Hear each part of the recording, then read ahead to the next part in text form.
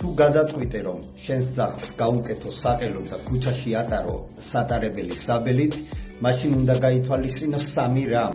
ის რომ ძალიან არ მოუჭიროთ კისერზე ძაღლს საყელოს. საყელოს როცა დავუსწორებთ, მინიმუმ 2-3 თითი კისერსა და საყელოს შორის უნდა ეტეოდეს, რადგან ძაღლმა თავისუფლად იბრძნოს საყელო უკეთია.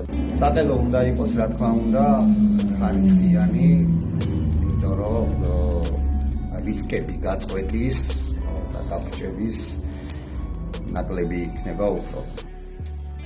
თავაზობთ ესეთ საყელოს, ჰანტელის ფირმის საყელოა, გერმანული გამოშვება, ძალიან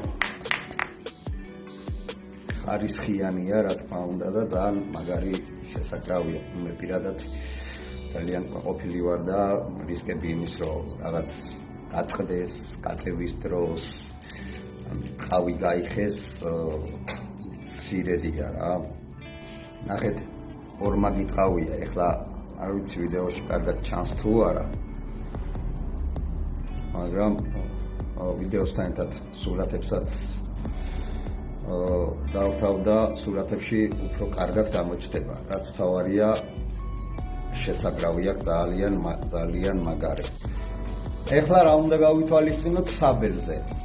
რაც არ უნდა მაგარი იყოს საყელო და რაც არ უნდა მაგარი იყოს ხარისხი და ბრენდული, საყელოს და საბელს ეს კარაპინი თუ არ უარდა, ხარისხიანი ეს თუ არ არის, შეიძლება გაწევის დროს ვერ გაწყვიტოს საღმა ყავი, მაგრამ გააფუჭოს კარაპინი. ამიტომ ეს ამას უნდა მივაქციოთ ხიდვის დროს ყურადღება, თუ რამდენად ხარისხიანი იქნება ჩვენი კარაპინი. არის ესეც ყავი, ესეთი ლამაზი, სურათშიდაც დავდებ, შეიძლება ვიდეოში არ ჩანდეს.